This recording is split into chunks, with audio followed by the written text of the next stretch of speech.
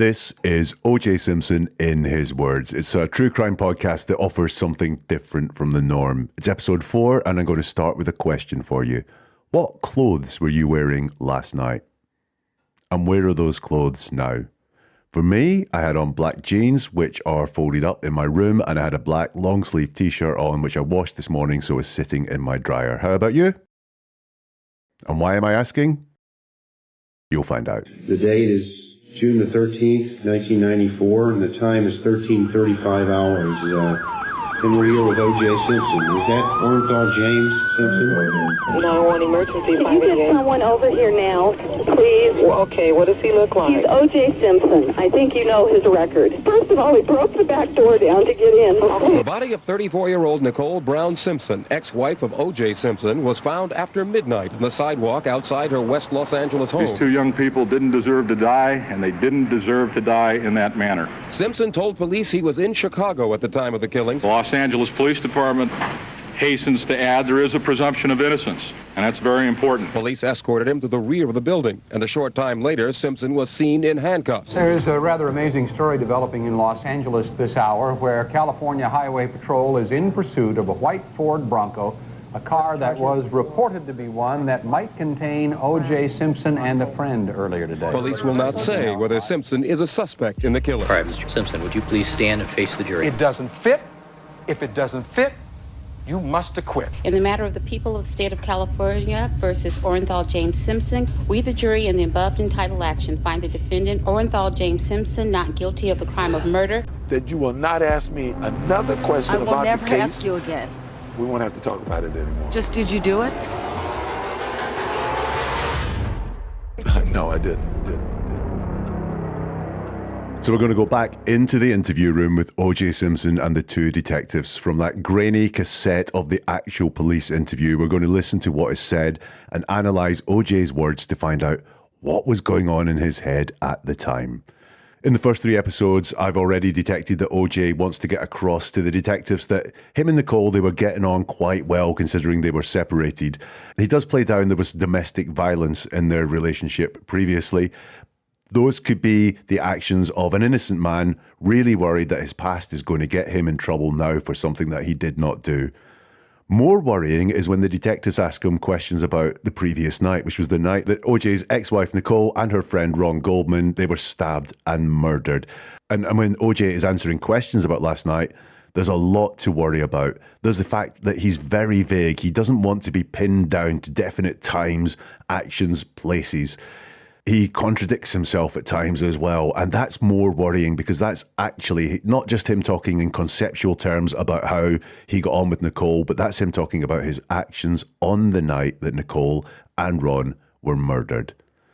OJ@neveratruerword.com is the email address if you want to get involved. Send across any questions that you have, any observations you make as you look at the words of OJ in this police interview. It's OJ@neveratruerword.com. So in the interview room in this episode, we're going to look at what OJ was wearing the night of the murder, when OJ was last at Nicole's house, and also the detectives are going to confront him with the fact that he looks like a suspect. How will he react? What will he say? Let's dive on in. When was the last time you were at Nicole's house?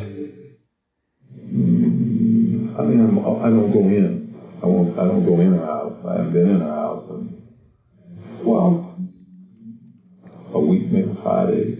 I go to her house a lot. I'm always there dropping the kids off, picking the kids up, sticking around with the dogs. So he's asked, when was the last time you were at Nicole's house? And OJ says, I don't go in. I won't go in her house. I haven't been in her house in, well, a week, maybe 5 days. I go to her house a lot. I mean, I'm always dropping the kids off, picking the kids up, fooling around with the dog, you know? Make that make sense because it doesn't, and it's classic OJ where he's answering a question and covering off so many bases. The question was, when was the last time you were at Nicole's house? Not in the house, but at Nicole's house. And OJ says, I don't go in. I won't go in her house. That's quite emphatic, but it doesn't answer the question because he was asked when he was at the house, not inside the house. So why is the first thing that he wants to get across the fact that he doesn't go in the house? I don't go in, I won't go in the house. And then he says, I haven't been in her house in, well, a week, maybe 5 days. So he has been inside her house. He does go inside her house. He just hasn't, he says here, for a week, maybe 5 days. Look again, it's a week, maybe 5 days. He doesn't want to be pinned down to an exact time. He doesn't deal with the question. When were you last at the house? He says when he was last in the house. And then he gives one of these general answers. So he's asked a specific, when was the last time you were at her house? And he gives a general answer. I go to her house a lot. I mean, I'm always dropping the kids off, picking the kids up, fooling around with the dog. You know, the list of things that OJ says that worry me increases. Here he's asked when he was last at Nicole's house, and his answer is not straight. It contradicts itself, and he doesn't actually answer the question. Next, Detective Manatter is asking him, how does it work when he drops the kids off? How does that usually work? You drop them at the porch, or do you go in? No, I don't go in the house. Manatter says, how does that usually work? Do you drop them at the porch or do you go in with them? And OJ says, no, I don't go in the house. Again, it's emphatic. I don't go in the house. But it doesn't answer the question he was asked. How does it work? Where do you drop them? Do you drop them at the porch or do you go in with them? And instead of saying how it works, he says, no, I don't go in the house. That's twice now he said, I don't go in the house. Once again, OJ is repeating things, and that suggests it's really important for him to get that point across to the police guys. No, I don't go in the house. Next question. Is that like found a gate out front? Yeah. If you never go inside the house? Up until about 5 days, 6 days ago, I haven't been in the house. And once I started seeing Paula again, I had to kind of avoid Nicole. He's asked, do you never go inside the house? And OJ's reply is, up until about 5 days, 6 days ago, I haven't been in the house. Once I started seeing Paula again, I kind of avoid Nicole. Now, the words in that answer contradict the earlier answer. When he was asked when he was last at Nicole's house, he said, I don't go in, I won't go in her house. I haven't been in her house in, well, a week, maybe 5 days. So that means that there is a week or 5 days that have elapsed since he was in her house. Then here he's asked, but you never go inside the house. And OJ says, up until about 5 days, 6 days ago, I haven't been in the house. So answer 2 contradicts answer 1. Answer 1 was that he hasn't been in her house for a week. And then answer 2 is, up until 5-6 days ago, I hadn't been in her house. The implication being I have been in her house since then. It could be a misspeak. I'm not going to pick on someone just for one misspeak, but it does contradict what he said. So we've got 2 conflicting answers from OJ here. He says, once we, and then he stops and restarts and says, once I started seeing Paula again. Now, who is we that he was going to talk about? Is it him and Paula, or is it him and Nicole? Whatever it is, it goes unsaid. OJ thinks better of talking about once we. So he says, once I started seeing Paula again, I kind of avoid Nicole. Only kind of avoids Nicole. He doesn't say he completely avoids Nicole. He just says, I kind of avoid Nicole. So his past 3 answers, he has led with, I don't go or I haven't been inside the house. Very important for OJ to get across that he hasn't been inside the house. Some really interesting information there about OJ and Nicole's house. He isn't being straightforward or direct here. He is sensitive to questions about himself and Nicole's house. Yeah. Is Nicole seeing anybody else that you know? I have no idea. I really have absolutely no idea. I don't ask her. I don't know. Her and her girlfriends, they go out. You know, they got some things going on right now with her girlfriends. And so I'm assuming something's happening because one of her girlfriends is having a big problem with her husband because she's always saying she's with Nicole till 3 or 4 in the morning. She's not. Yeah. You know, Nicole tells me she leaves her at 1:30 or 2 or 2:30, and the girl doesn't get home until 5, and she only lives a few blocks away. OJ is asked, is Nicole seeing anybody else that you? And he interrupts and says, I have no idea. I really have absolutely no idea. I don't ask her. I don't know. Her and her girlfriends, they go out, you know. They've got some things going on right now with her girlfriends. And so I'm assuming something's happening because one of the girlfriends is having a big problem with her husband because she's always saying she's with Nicole until 3 or 4 in the morning. She's not, you know. Nicole tells me she leaves her at 1:30 or 2 or 2:30, and the girl doesn't get home until 5, and she only lives a few blocks away. Where to start with this one? The first part is the interruption. That means that OJ is ready with an answer. He knows that the question is coming. Is Nicole seeing anybody else? And he says, I have no idea. He really, really wants to get across that he has no idea, because he repeats, I have no idea, but he throws in words to convince us that he really has no idea. He says, I really have absolutely no idea. A suggestion there that he does have an idea, because when people are being truthful, they don't feel the need to use words like really and absolutely to convince us of what they're saying. OJ interrupts. It's a sensitive question for him. He says, I have no idea. I really have absolutely no idea. Earlier on, I said that I don't know is generally honest, but what comes before OJ's I don't know here is I have no idea. And I have no idea tends to be deceptive. We all have ideas. Is Nicole seeing anybody else? I've got two ideas, yes or no. He could say, I don't know, or I think so, but he says, I have no idea. I think he knew that Nicole was seeing someone else. And for someone that he's kind of avoiding, he told us he kind of avoids Nicole, he seems to talk to her in some detail about what's going on in her life. As the interview's going on, I'm getting more things to worry about with OJ. I'm spotting more deception from the guy. And I think as the interview's going on, his resistance is potentially wearing down. It's hard work lying. It's stressful work lying. Is that what we're hearing happening here? Please go on, huh? Did you know where they went, the family, for dinner last night? No. I didn't ask. So maybe there's a regular place to take. No, if I was with him, we'd go to Toscana. Not Toscana, Proponent. Vanata remarks, something's going on, huh? Talking about what was going on with Nicole and the friend, or the story that OJ told about Nicole and the friend. And Lang says, do you know where they went, the family, for dinner last night? And OJ's reply is no.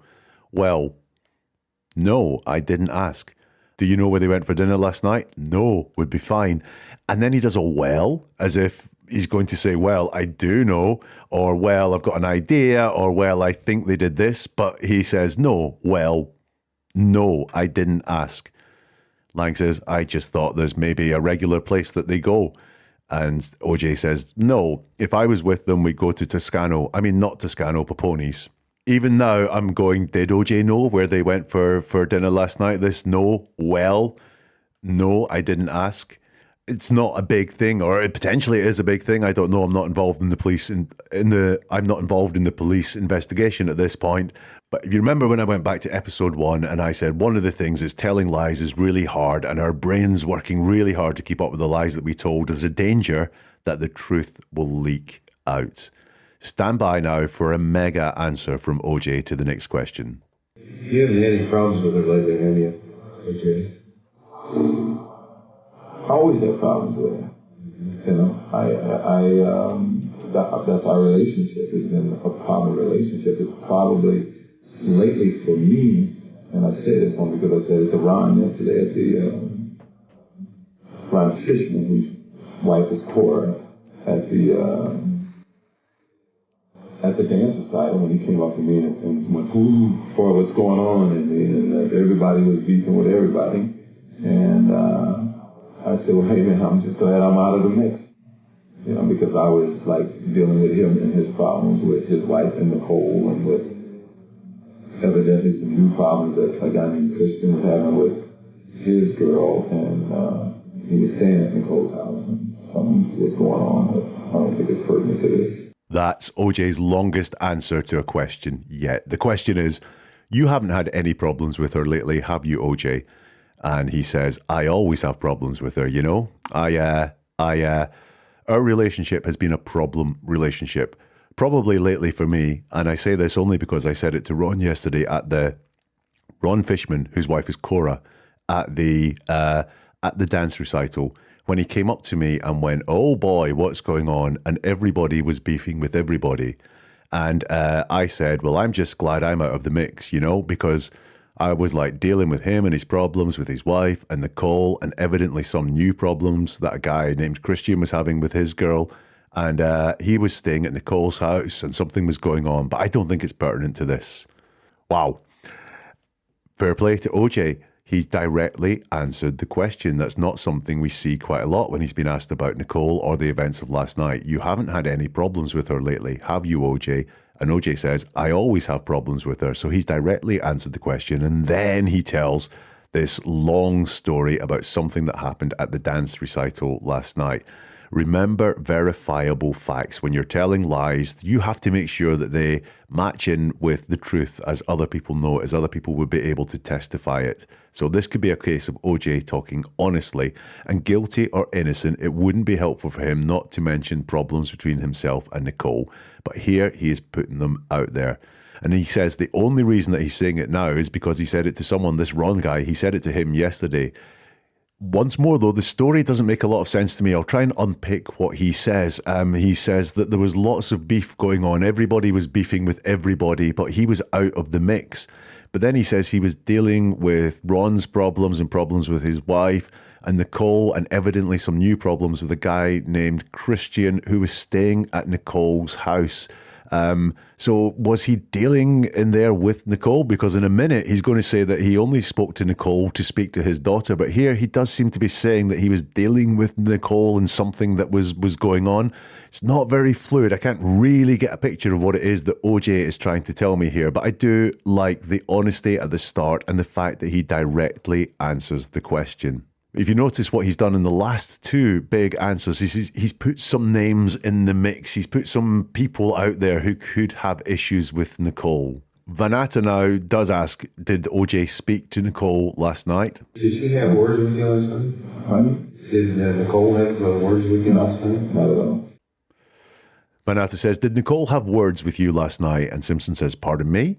Vanata says, did Nicole have words with you last night? OJ says, no. Not at all.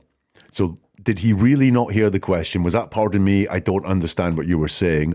Or was he using that to buy time, to buy himself some thinking time while he got the detective to repeat the question? I don't know. But it's a tactic that is used by people who are lying and they can't think of what the right thing to say is. Quickly enough, they will say, could you repeat the question? So that they get that thinking time. OJ says that they did not have words last night. Vanata presses a bit more. Did you talk for us? They asked to speak to my daughter. We congratulate my daughter and everything because they're out of this. But you didn't have a conversation with her? No. OJ's asked, did you talk to her last night? And he says, to ask to speak to my daughter, to congratulate my daughter and everything. And Vanata says, but you didn't have a conversation with her. Simpson says, no. Quite straightforward. He does directly answer the questions that were asked. I do notice he doubles down on his denials. When he was asked earlier, did Nicole have words with you last night? He says, no, not at all. And here, when he's asked, did you have a conversation with her? He replies, no. One other thing to note is that OJ said he wanted to congratulate my daughter, not our daughter, but my daughter. The detectives have come to the end of asking about OJ and his interactions with Nicole on the previous night at the dance recital. Way back when we started, I got the impression from OJ there was tension at the recital. I said bad blood seemed to be in there. There was something up, and these answers do nothing to change my view. But I do feel that at the dance recital, whatever tensions were going on, whatever bad blood was going on, was maybe beneath the surface on the night. There was no big altercation. It was just a real bad feeling. If you want to give me your observations or any questions about what you've heard so far, oj@neveratruerword.com is the email address. That's oj@neveratruerword.com. You'll find that email address in the show notes as well for this podcast. The detectives are now going to go on to what OJ was wearing last night. You remember at the beginning of the podcast? Was it quite easy to remember what you were wearing last night, or did you not know? Did anyone listening answer with what they were wearing yesterday during the day? If you did, you got a friend in OJ. What were you wearing yesterday? What I wear on the golf course yesterday. These kind of pants.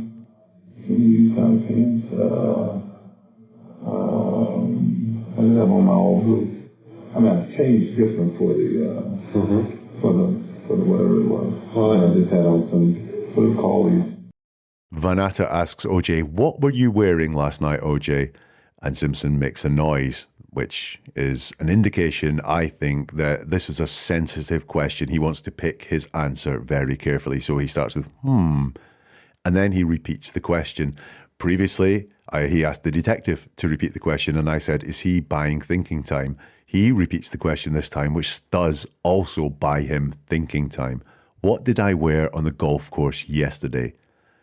Now, he doesn't quite repeat the question because the question was, what were you wearing last night, OJ? And he says, what did I wear on the golf course yesterday? You weren't asked what you were wearing on the golf course yesterday. You were asked, what were you wearing last night? It would be a fine answer if he didn't change, if he played golf and did not change at all the rest of the day. But he does tell us he changed. So why has he changed the frame of reference from what were you wearing last night to what was I wearing on the golf course yesterday? And then he answers his own question. Some of these kind of pants, again, repeating what he said. I get the feeling that he is trying to construct an answer on the fly here. Some of these kind of pants, I changed different for whatever it was. I just had on some, what do you call these?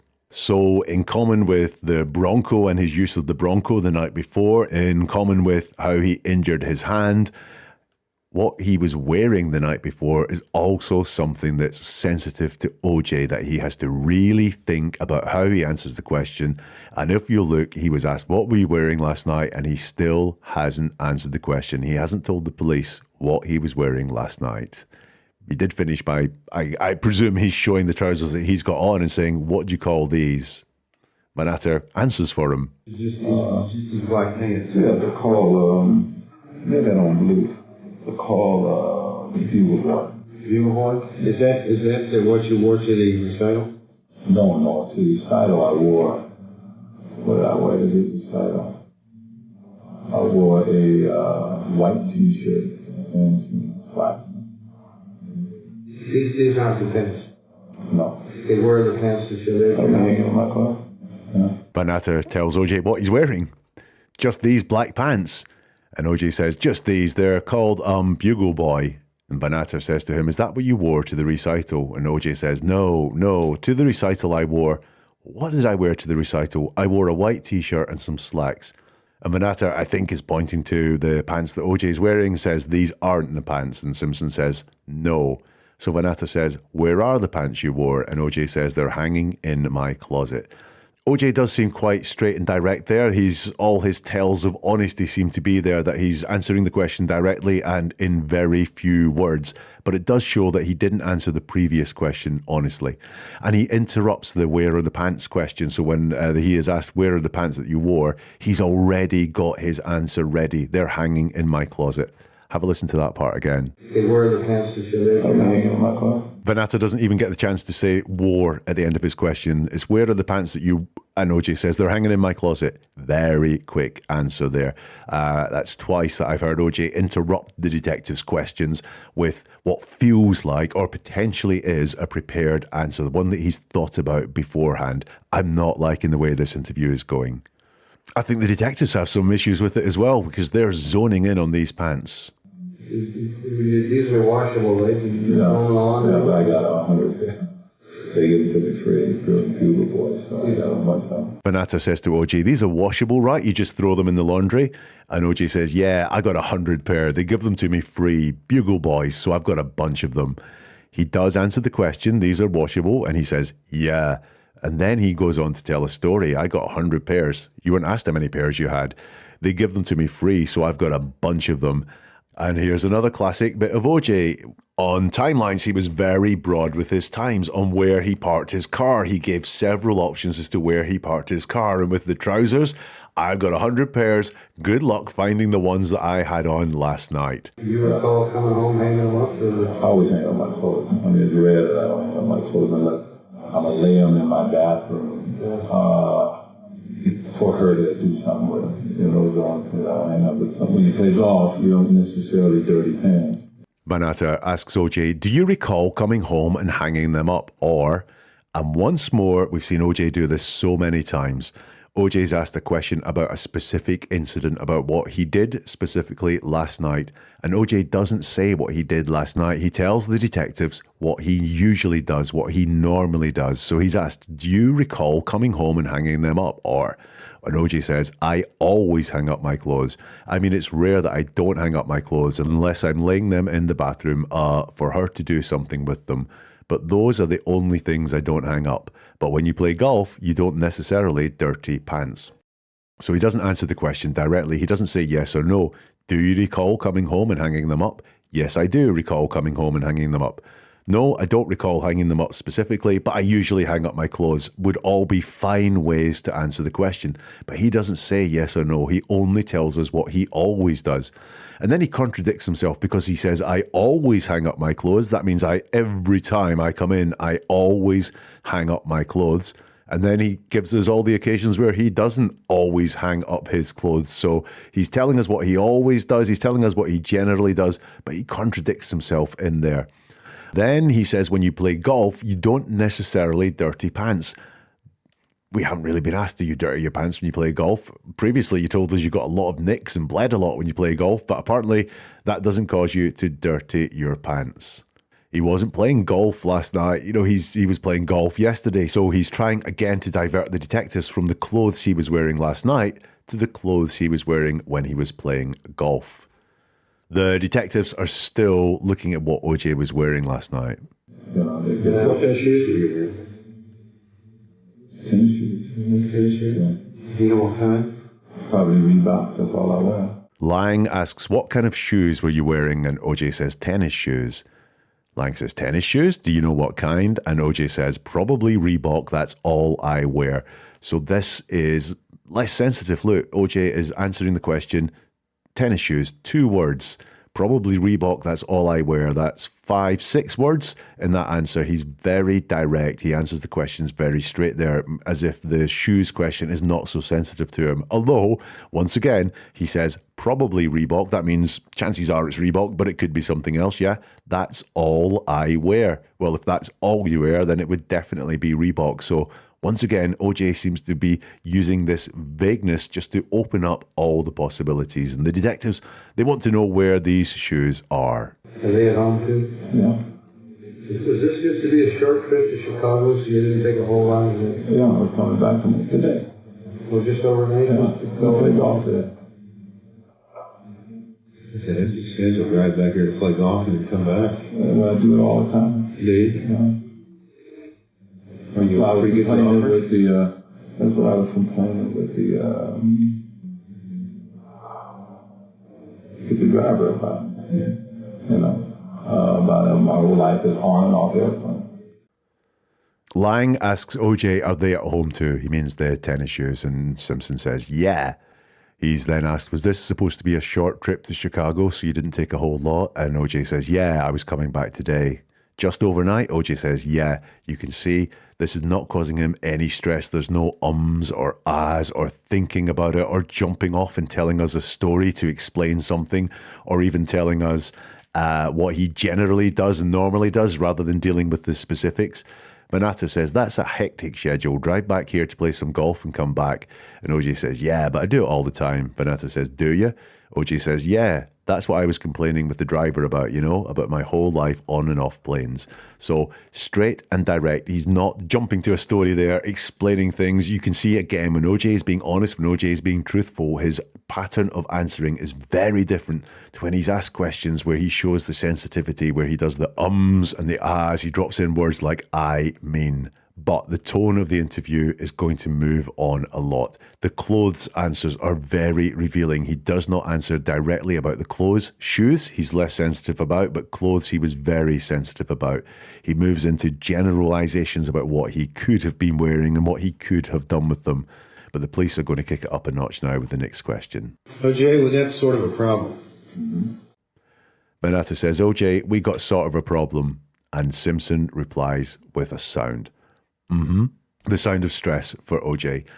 But let's face it, if your ex-wife was killed the night before, you're in a police station, you're being interviewed by 2 detectives, and they say to you, we've got sort of a problem, who wouldn't be stressed with that remark from the police? we've got a sort of a problem. But it's a good learn here. This would stress anyone. And so let's assume OJ is stressed and he says, This suggests to me that observation I made about OJ stress and noises going hand in hand is accurate. Now the detectives outline the problem. We've got some blood on and in your car. We've got some blood at your house. And sort of a problem. Oh, we'll take my blood. The problem's explained to OJ. We've got some blood on and in your car. We've got some blood at your house and sort of a problem. OJ starts by saying, well, take my blood. And then he just says the word test.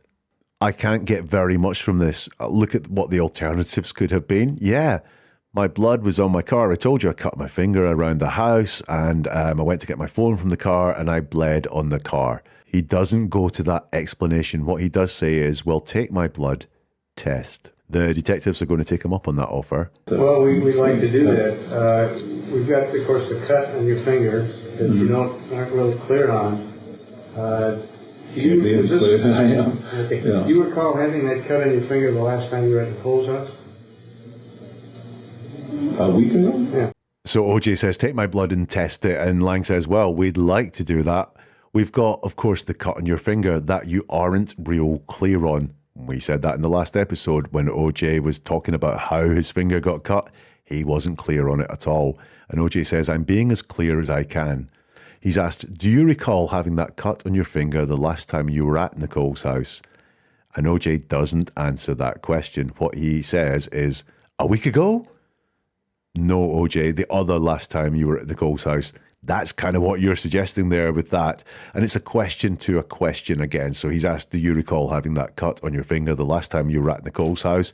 And he says, a week ago, potentially buying thinking time again. I think he's thinking, is this question a trap? And Lang says to him, yeah. And what OJ says next is really, really interesting. No. Oh, so it's been since... Sure, yeah. This last night. Okay, someone last night you got somewhere after the recital? Somewhere when I was rushing to get out of my house. Okay, after the recital. OJ says, I'm pretty sure this was last night. Interesting again, he's only pretty sure. Again, he's leaving himself that room for if the truth is shown to be something different, he can say, I didn't lie. I said I was pretty sure. I didn't say I was certain. And Lang says, okay, so last night you cut it. Banata says to him, was this somewhere after the recital? And OJ doesn't answer the question again. He says, somewhere when I was rushing to get out of my house. Banata wants to pin him back down again. Okay, after the recital, OJ finally deals with it. Yes. Once again, OJ's so keen to say he was rushing around last night that he doesn't answer the question somewhere after the recital. He wants to tell this story that he was rushing around. He has to be pushed to say that he got this cut on his hand after the recital. If you've been paying attention, your alarm bells will start ringing at how OJ starts his next answer. What do you think happened? I had no idea, man. You guys haven't told me anything. I have no idea what happened. When you said, too, my daughter said something to me today that somebody else might have been involved. I have absolutely no idea what happened. I don't know how, why, or what. You guys haven't told me anything. Every time I ask you guys, you're going to tell me in a bit. Banata says to OJ, what do you think happened? Do you have any idea? And OJ interrupts again. I have no idea, man. You guys haven't told me anything. I have no idea what happened. When you said to my daughter, who said something to me today that somebody else might have been involved, I have absolutely no idea what happened. I don't know how, why, or what, but you guys haven't told me anything. Every time I ask you guys, you say you're going to tell me in a bit. That's a really long answer just to say, I don't know what happened. He keeps repeating that he doesn't know what happened. Why does he keep repeating that he doesn't know what happened? Just, do you have any idea? I've got no idea what happened. I don't know what happened. Was it a random thing? I can't think of anyone that Nicole had that much beef with that they would want her dead. And why the sensitivity around someone else might be involved? Of course there is. The killer was involved. Or is he talking about the other victim? Is he fixated on the fact his ex-wife, the mother of his children, is the victim of this murder, and he's not really been thinking about this other victim? Then it appears he's trying to fish for information, insinuating that the police aren't dealing fairly with him. But this answer is way too long. It's too wordy. It's too repetitive for me to go, I'm happy with that answer. He really doesn't know what happened. We don't know a lot of the answers to those questions yet ourselves, OJ. Okay? I got a bunch of guns. I got guns all over the place.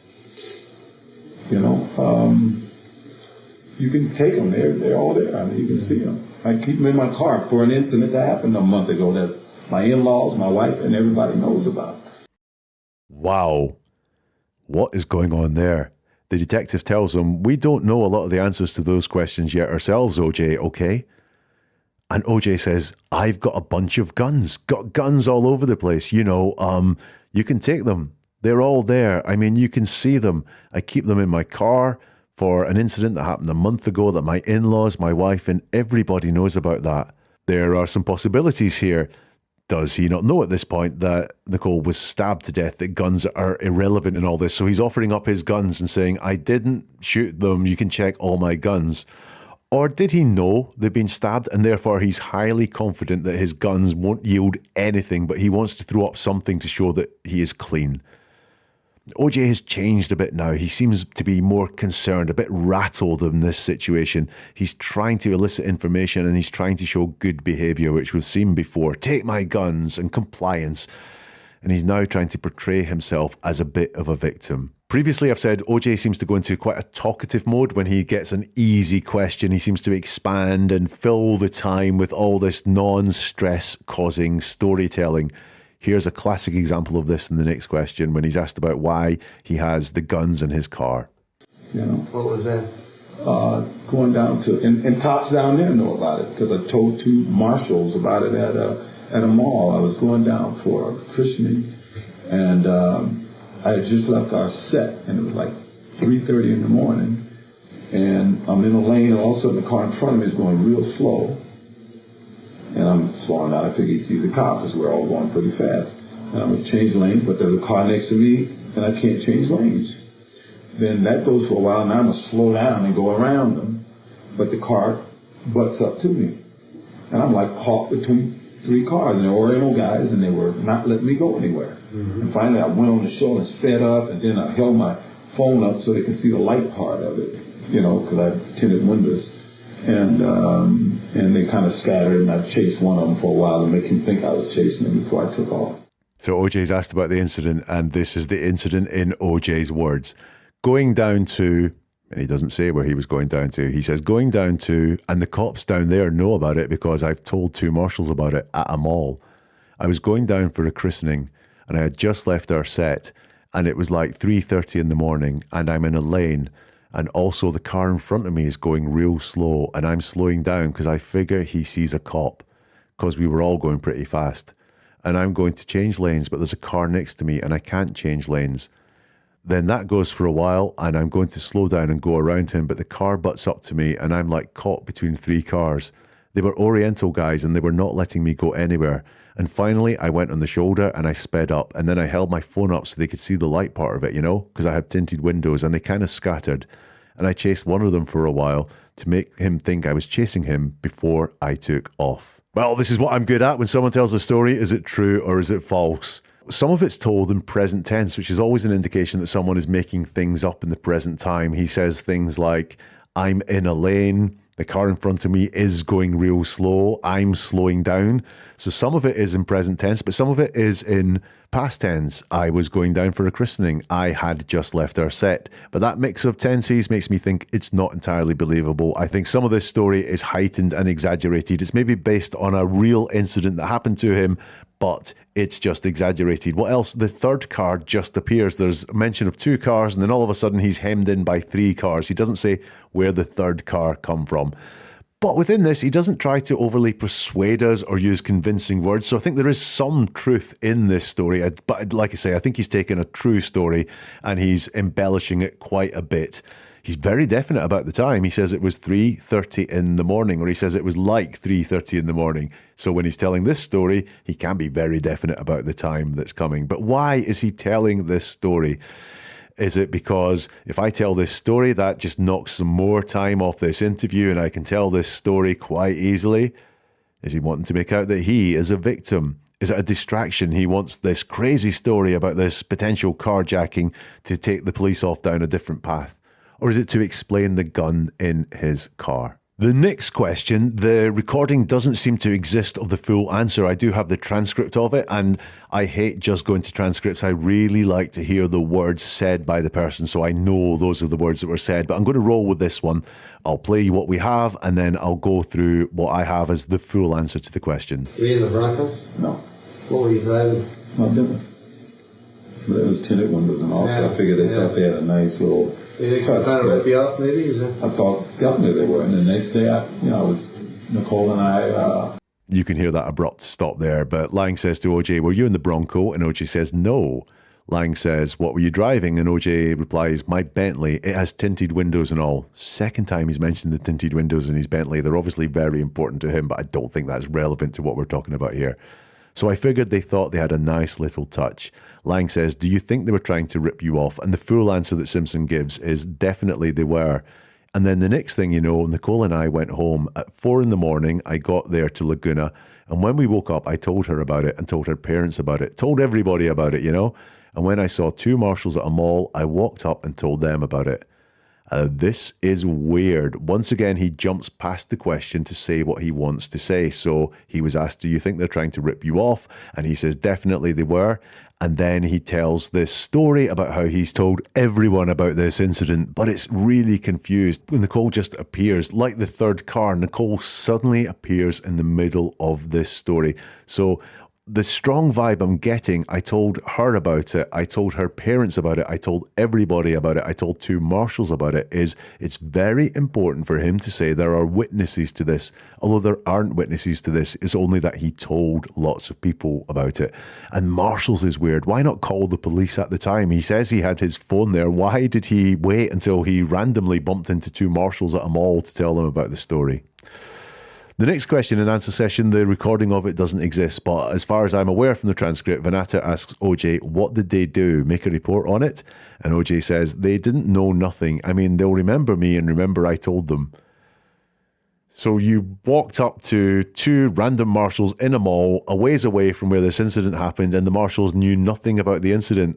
That's not really a surprise, is it? But he says, they'll remember me and they'll remember I told them. Once more, OJ doesn't directly answer the question. He's asked what did they do, and he says they didn't know nothing. He doesn't actually say what they did. Not pertinent here as well, but OJ says they'll remember me and remember I told them. So he's putting himself first. They'll remember me, not the story. They'll remember me before the story. The next question that Vanata asks is, did Nicole mention she'd been getting any threats lately to you? Anything she was concerned about or the kids' safety? If you've been listening closely, how OJ answers this question is extremely worrying, and you'll hear it at the beginning of episode 5 as we go through the final moments of OJ's police interview. So what have we got from this episode? I've got more on OJ being evasive and deceptive about what he was doing last night, the night that Nicole was murdered. And this time it's around the clothes he was wearing. He didn't want to be pinned down on those clothes at all. OJ was also really odd when he was trying to say that he never went to Nicole's house, but then qualifying it by saying he'd been there 5-6 days ago. Why the need to construct his answers like that? And this overall feeling that I think OJ feels like he's a little bit on the ropes at the moment. You've made it to the end of episode 4. Well done. That puts you a cut above. The more people you involve in talking about this, the richer the conversations you can have. You will find the conversations you have after looking at the words of something like this are fascinating. So share this with your friends or any communities or groups that you're part of. You will be amazed at some of the conversations you can have with this. If you want to discuss it with me, email oj@neveratruerword.com. That's oj@neveratruerword.com. In the final episode of this podcast series, I'll include the observations and questions that I find most thought-provoking that come through in email. connect.neveratruerword.com is where you will find all the social media links, so you can get in touch that way as well. And that email address and the link to social media, they are all in the show notes. Also in the show notes is a link to join the Facebook group where there's some exclusive bonus OJ content, some OJ words that we don't deal with in this podcast, but you may like to have a read of them to find out a little bit more about what was going on with OJ. In the next episode, the police interview comes to a conclusion. The detectives press hard on how OJ and Nicole really got on. They return to how well OJ knew Nicole's house, and they return to his acts of violence towards her. That's in episode 5 of OJ Simpson in his words. Just did you do it? No, I didn't.